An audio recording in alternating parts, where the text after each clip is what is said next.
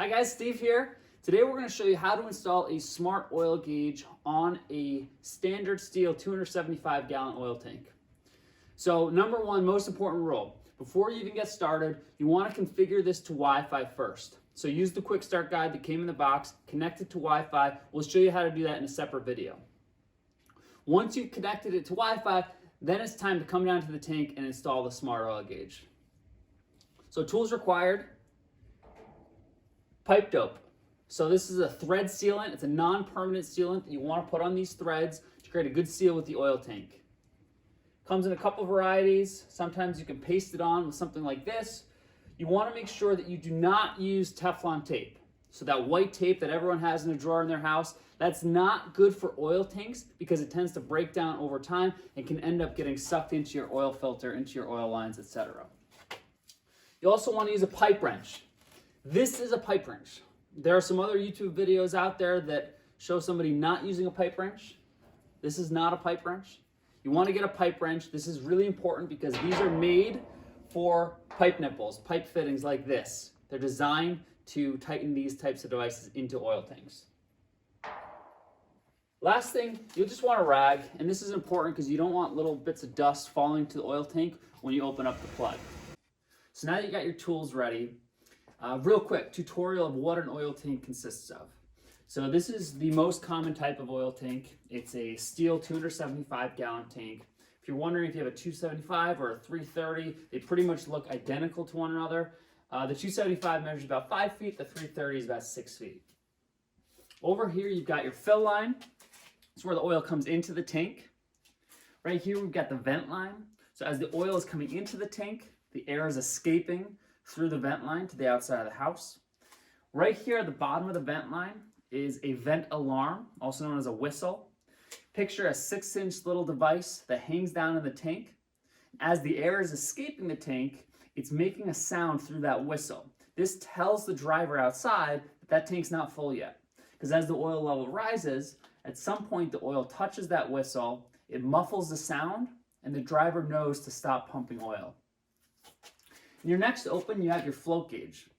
So this is basically a cork on the end of a rod, and it floats on top of the oil level.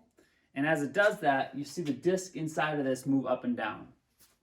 And typically on most tanks, you have an extra opening like we have right here, the square-headed plug in it, and that's where we're going to put the smart oil gauge. The last thing you want to know about is all the way at the bottom of the tank. This is your oil filter. So the oil is drawn through that filter, through the oil lines, and then to your burner. Okay, so we got our tools, we're ready to get started. So first thing you want to do is just wipe the area clean so you don't want any dust falling into the oil tank as you remove this plug. So we got our pipe wrench. This is going to be the hardest part of the whole procedure here. Take the pipe wrench, put it on the square-headed plug, make sure it's nice and tight. Once you got it on there, then you're just going to really want to muscle this off. And once you get it going, then it starts, and it's actually super easy to remove. Give it a couple turns, and then eventually it'll come off by hand.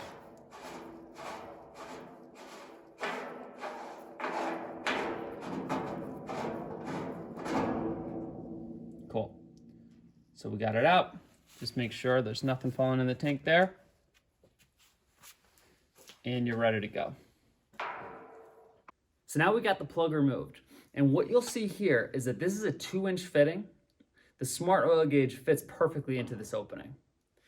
If your tank has a smaller opening, if it has an 1.5 inch opening, you can't just use an off-the-shelf plumbing coupler to reduce it down. The reason is this sensor that sees the oil level is very sensitive. And as it broadcasts that sound wave, it goes out at an angle, and it will see anything in its path. So for that reason, if you have an 1.5 inch fitting, we make an adapter specifically for the smart oil gauge. It's got a little plastic guide cone inside of it that ensures that that sensor sees down to the oil level and doesn't hit anything along the way. So if you need this, it's the 1.5 inch adapter, measures about 1.9 inches across. You want to get that from our website. Otherwise, the 2-inch fitting is what the smart oil gauge comes with.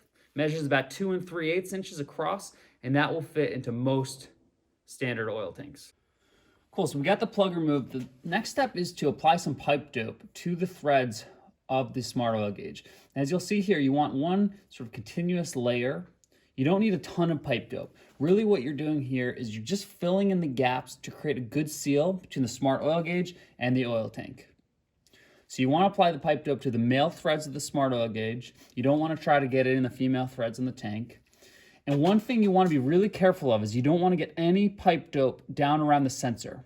Because any pipe dope that's hanging in here could cause interference and could cause you to have bad reading from the smart oil gauge.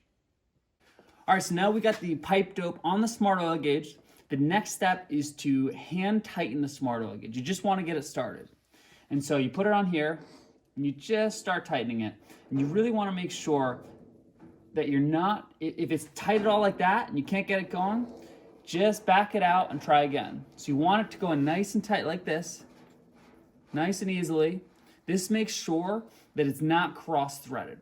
Because if you cross-thread it and it's really hard to tighten, then you put a pipe wrench on it, then you're going to destroy the threads and then you got a problem. So you want to hand tighten it just like this. And once it's snug, then we're going to grab the pipe wrench and tighten it in. All right, so that's nice and tight. So now we want to get our pipe wrench out and tighten the smart oil gauge in place. All right, so now we've got it hand tightened in the tank. We got our pipe wrench. You want to make sure you use the pipe wrench on the metal body of the smart oil gauge. Don't worry about putting some teeth marks into it. That's what it's made for. Whatever you do though, don't put the pipe wrench on this white cap here. So we got it hand tightened. We're going to put the pipe wrench on it. And you'll see that the threads on the smart oil gauge are actually tapered. So as you tighten it into the tank, you'll never be able to get those threads to completely disappear. But as you're tightening this, you'll naturally be creating a seal between the smart oil gauge and the oil tank. And what you're shooting for is about 5 to 6 threads showing on the smart oil gauge above the oil tank. And you'll feel it naturally starts to get tight. And you can take it a little further. You want to make sure this is nice and snug. There we go. So we are nice and tight. And if we look, we got about 1, 2, 3, 4, 5 or 6 threads still showing on the smart oil gauge. So now we're good to go. The last step will be taking off that white cap and just making sure that the device is switched on. And then you're ready to go. Thanks for checking out our video. Give us a thumbs up if you liked it, leave a comment below, and don't hesitate to reach out with any questions.